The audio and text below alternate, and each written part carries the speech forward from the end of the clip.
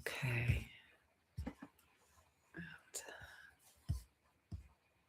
Recording in progress. Oh, there's Kathleen. Hi. So welcome everyone. Those of you who join me regularly lately see that I'm in a different place. We're visiting with family. And I have my little traveling singing bowl, so we'll start with that.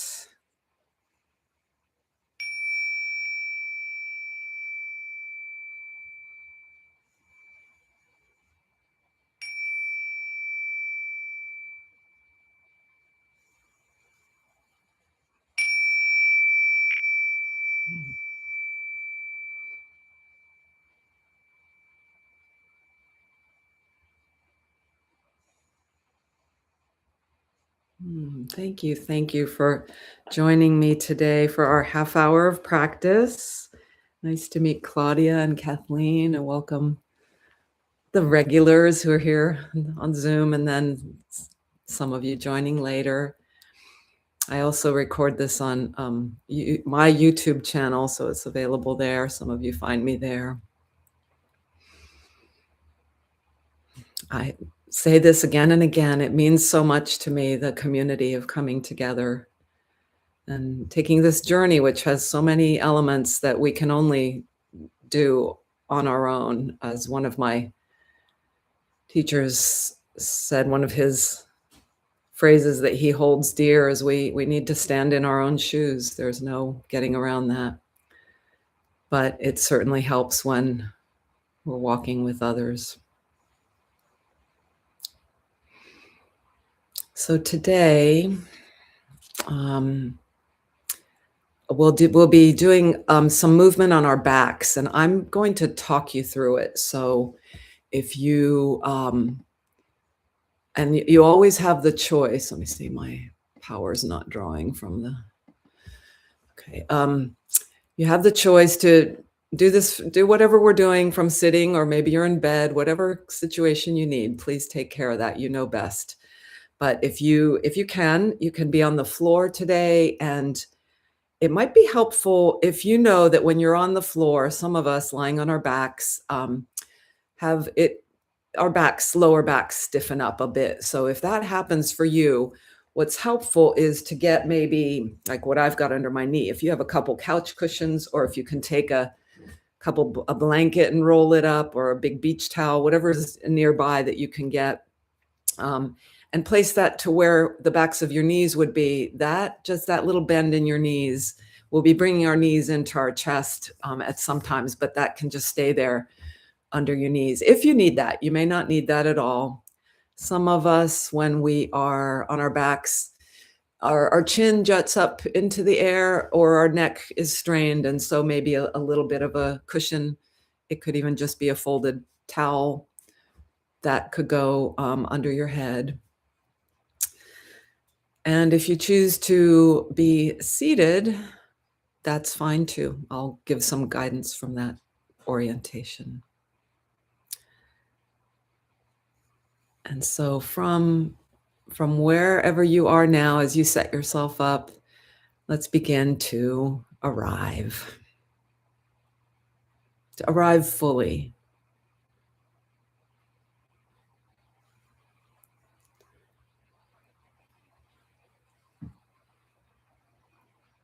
So your body's already here in this, wherever it is, but often our attention is fragmented.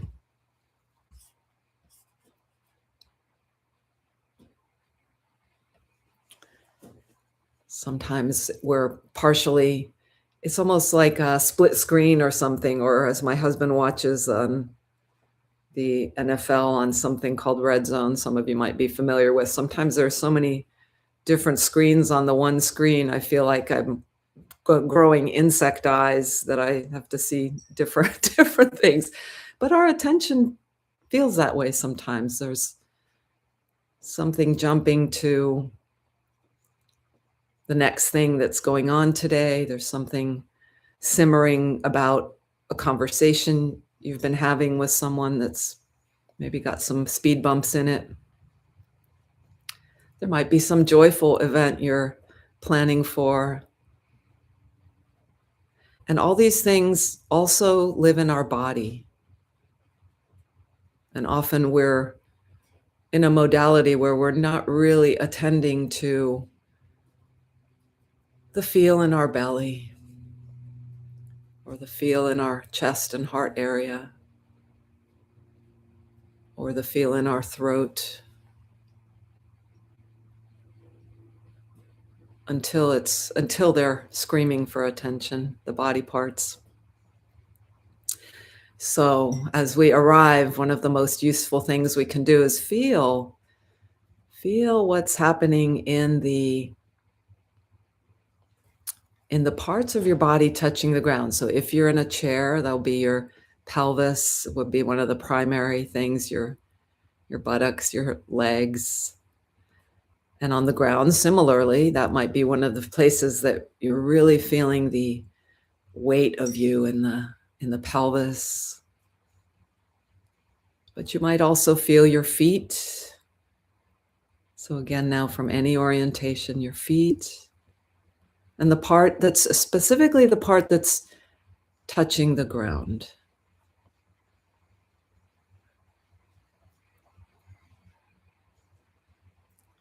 So just a little preview of one of my main themes and thoughts for today is, as you note, as I guide your attention, or you choose to where to put your attention as something comes into focus for you, so in this case, the feet and where they touch the ground. Also remember that there's so much more here. And in one sense, there's also the feet, but they're connected to the ankles and the shins and the thighs and the spine and the neck. And just like that little song goes, the ankle bone's connected to the jawbone.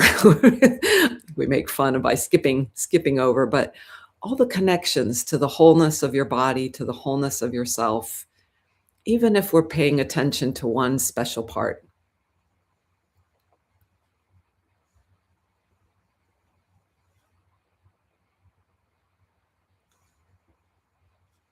And it's almost like something that comes to me as I do this kind of body scan is as if I'm saying hello to each part. And we might be noticing the breath as we bring our attention to the calves and shins, maybe the ankles, like a bigger area, but what parts, if you're on the ground, what's touching, if you're sitting in a chair, if you're lying on a bed, what part of the lower leg has some contact or none, perhaps no contact with another object, just air or space around. And you might be noticing that in a sense, we're kind of slowing down. As I say that's the term we give this, but it's just like we're in a different dimension or a different reality almost, where things are slower, quieter. Literally, changes are happening to our nervous system, and you may be noticing your breath while we continue feeling the body, perhaps at the upper legs, at the thighs, feeling adjacently the bones deeper into the body than the surface. And sort of in the background, noticing that we're breathing, and there's this wonderful wave of the breathing process that's always there, sometimes a little more inhibited, sometimes more free and flowing. But as long as we're alive, always there.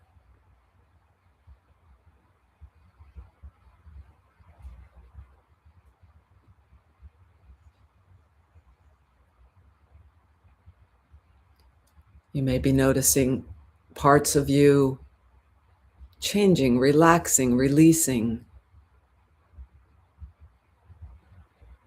or something else. As we come again to the pelvic area and the hips, low belly, where I started off.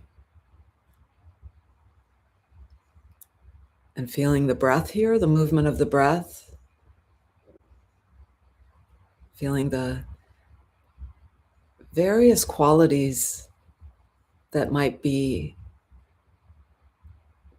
being reported to you, like the warmth or coolness of this part of the body may be different than certainly my hips and low belly and pelvis feel much warmer than my feet, even though I have socks on.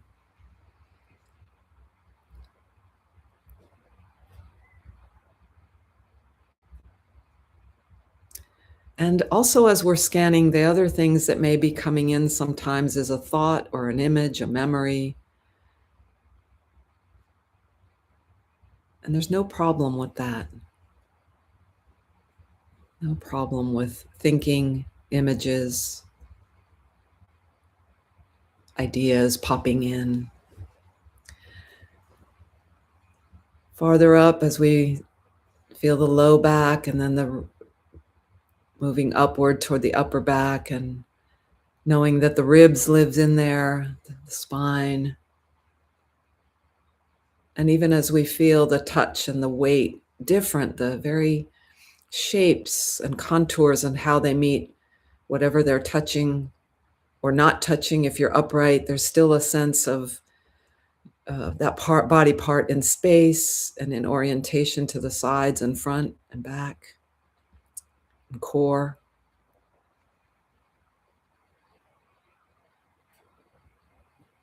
We might also just know we're feeling the magic of our nervous system. It's reporting just a light touch of the skin will give you a lot of information, but we also know there's many layers. There's a few layers of the skin, and then there's layers of tendons and muscle and fat and fluids and eventually the bone, as I mentioned earlier. So there's all these layers that are sensing and helping us feel.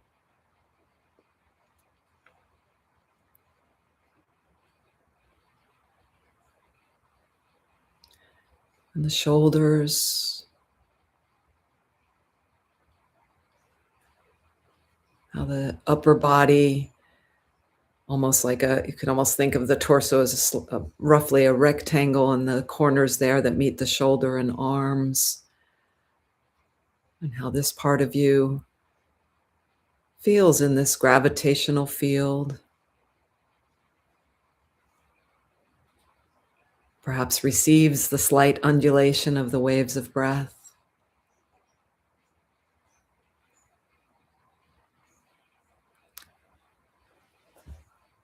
All the way down through the elbows, forearms, wrists, and hands.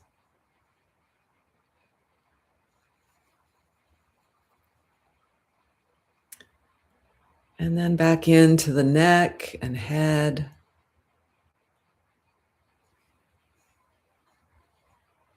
Sensing the sense gates, as the yogis call it, that live in the head, the eyes, nose, mouth, and ears. Feel the whole of yourself. And as you're ready, if your legs are straight, or even if you're on the ground and they're bent over something supporting the knees, just stand your feet. So bend the knees, the soles of the feet on the ground. Knees bent. If you're in a chair, your own knees are already bent. And let your knees stay where they are. Not too rigidly, don't force it, but let your knees stay where they are, and let your pelvis roll. Just make it heavier on one side, just as if the belly gets heavier. So it's just slight. The knees stay pointing upward.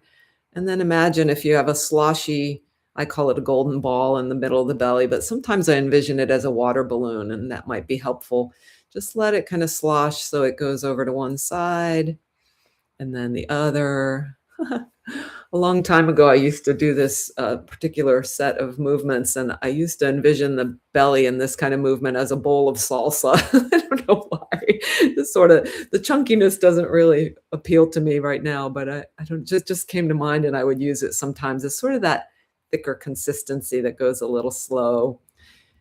You might like the idea of warm honey. And notice when I use these different terms, it totally changes the experience, right?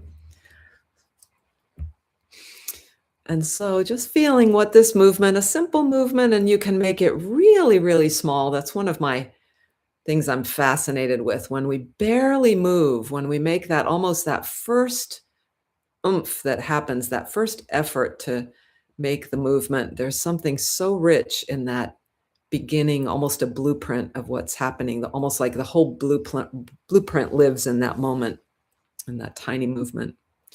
But also feel free to make the movement larger if you like. Okay, so as you can pause for a moment, you could just rest your knees or leave them where they are. And the pausing is so vital as you were experiencing certain sensations in the movement, but the pausing as if it's as if you take a frozen snapshot, but also not so much frozen. It's it's like maybe melted, like if you're familiar with Andrew Goldsworthy's art sculptures, he does things with the landscape and nature, and sometimes he crafts large ice sculptures outside, and part of the art is how it starts to melt as the sun comes up. So imagine when we pause, there's the stillness that's more solid, but then there's the information coming in, the reverberations, the echoes of what the movement freed up, what it shows, what it reveals. Okay, now make the movement again. Same movement, bent knees. Knees don't move too much, as in like what we sometimes call windshield wipers. We're doing something different than that. Let your pelvis roll side to side, but not the legs. And so there's a little bit of lift. You might not even lift very high or barely. Just unweight one side of the hips and then make it heavier. It's a little bit like a seesaw motion.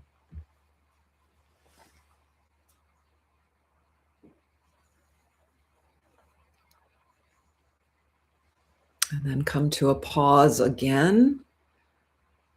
The second time, maybe something was a little bit different, maybe even a lot different, or maybe no difference at all.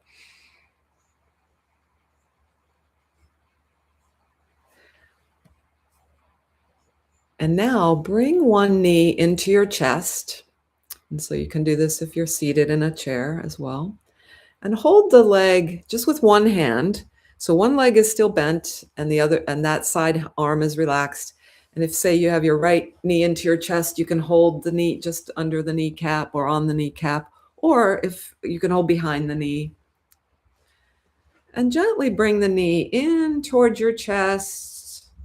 If you're sitting, you might even bow your head towards your knee, but not if you're lying down. Leave your head on the ground so you're more relaxed through the upper body.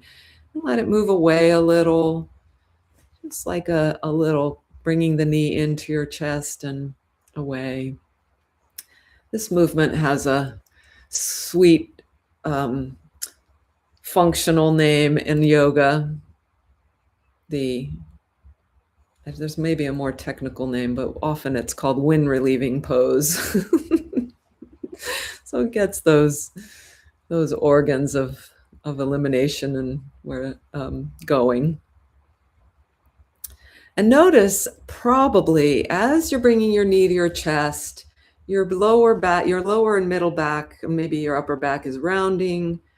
And then as you take the knee away from your chest, you may be getting the arch in the lower back a little bit more, or an extension. That might not be true for you. And if you're doing the opposite, then bring it to this way, where the back rounds as you bring your knee into your chest. And then let it go. All right, let that go. Release your leg. Release your hand. Just pause and take this look into what's here in the stillness.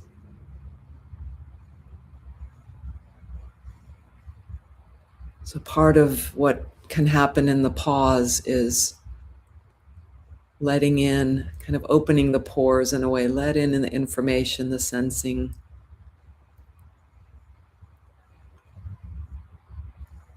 And this matches my hope that what this practice can help us do in real time, in real life, why we call this practice, we're doing something valuable for itself, but we're also practicing for moments when we feel stuck, we feel we have to do something quickly, we don't know what to do, there's an urgency, or it could be a big urgency or a little urgency, but we need to do something, and there's all our systems are on the do part of the equation.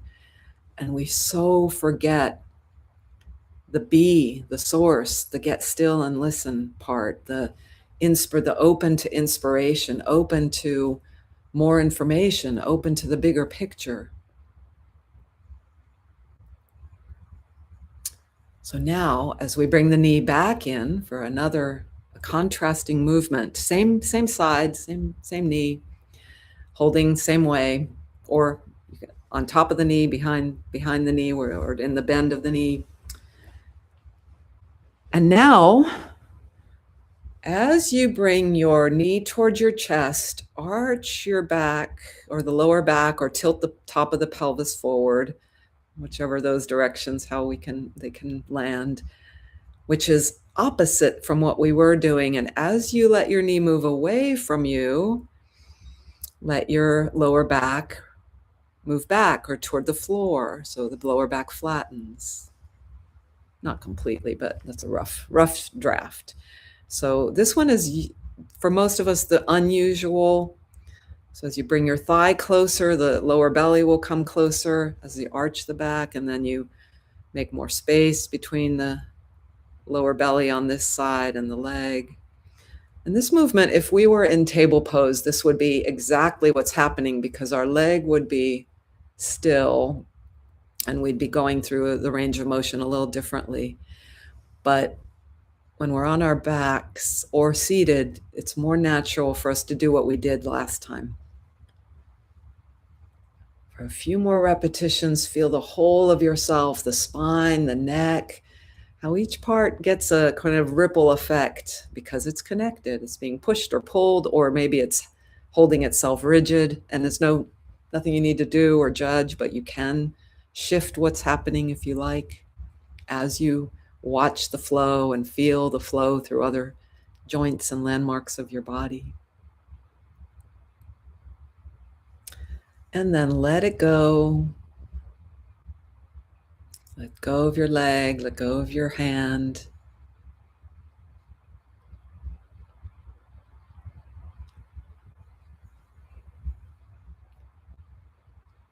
If you like, you can let your legs down. In fact, I encourage that, if you can straighten your legs or let them fall lower to rest on that support under your knees.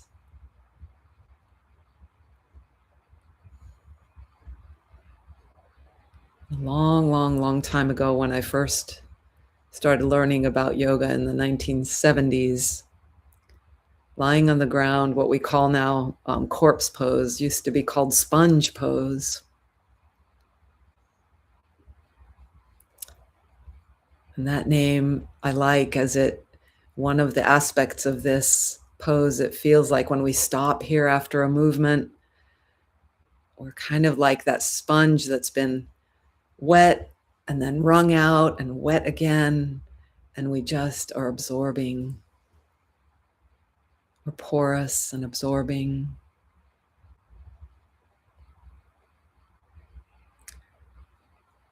Notice what you feel. Maybe sometimes a tingliness, sometimes a heaviness.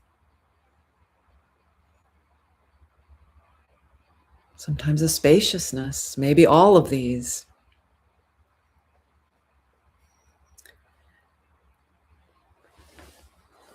And I like to use, I spent, the time just has its own thing happens here for me.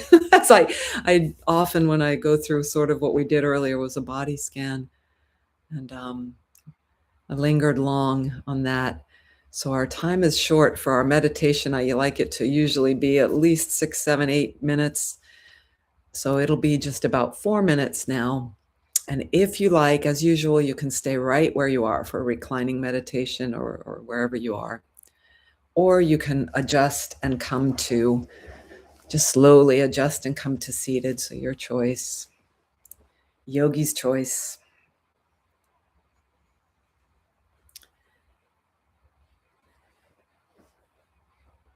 And we'll segue to stillness, as Steve liked when I shared this phrase from Eric Schiffman.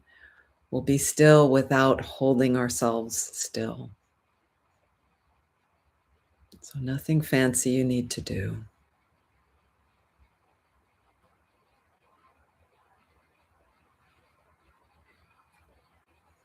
Any of the tools that I've guided you with up to this time, and the many that you probably already have, of attending to breath, sensing how your body is right here on this little piece of real estate where you are.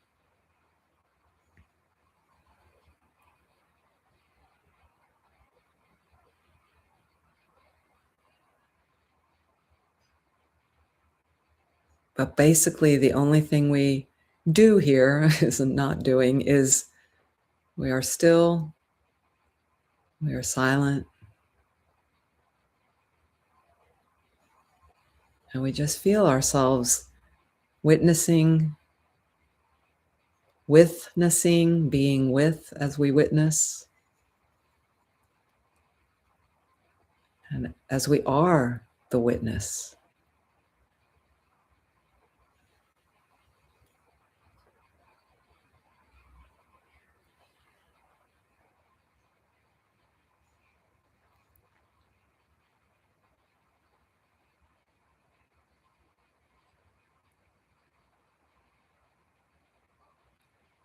And it doesn't need to be too serious. A lightness, a lightheartedness may be with us.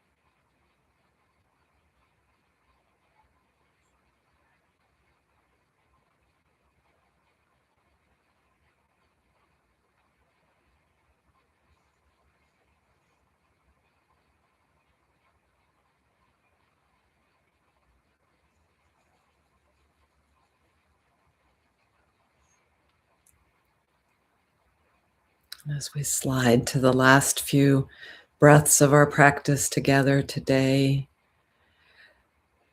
I might note that we only did the practice, as you might be noting, we only did the practice, movement practice, the mini movement on one side of our body. And that may have surprised some of you. Why didn't we even out on the other side, as we so often do in yoga? And I invite you to imagine that your other side of the body, if you didn't do the other side, and you might have added that, and that's fine, but that the other side of your body knows. The brain actually has this very important midsection between the two right and left lobes. I think it's called the corpus callosum.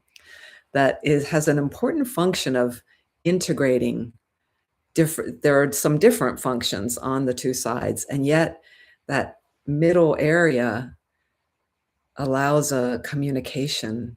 And even though you might even feel a little different on the two sides, but entertain the idea that perhaps the other side knew because it watched, so to speak, or it actually got nerve signals about what was happening on one side.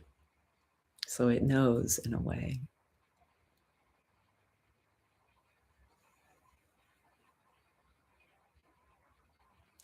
And then the final invitation for you is, as you're probably in a very different place, in air quotes, than you were half an hour ago when we began, give some language to some labels to what you're experiencing right now.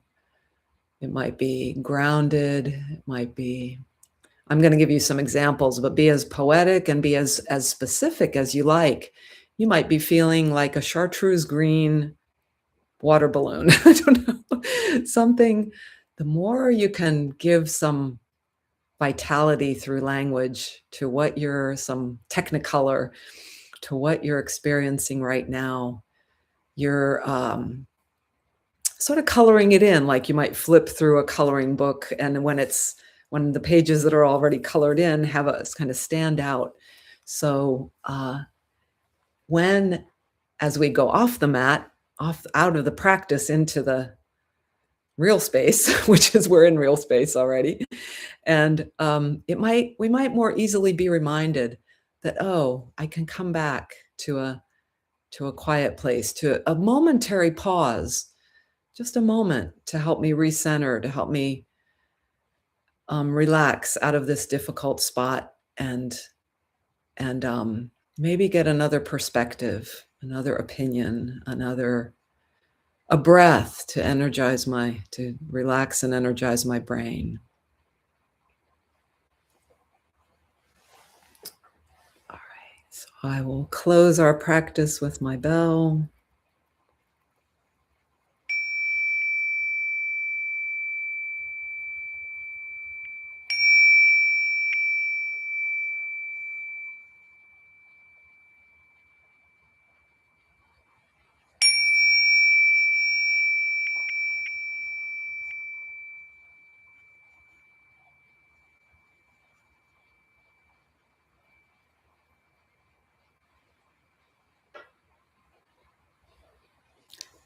And with a bow that can be just a thought, the imaginary or a true bow.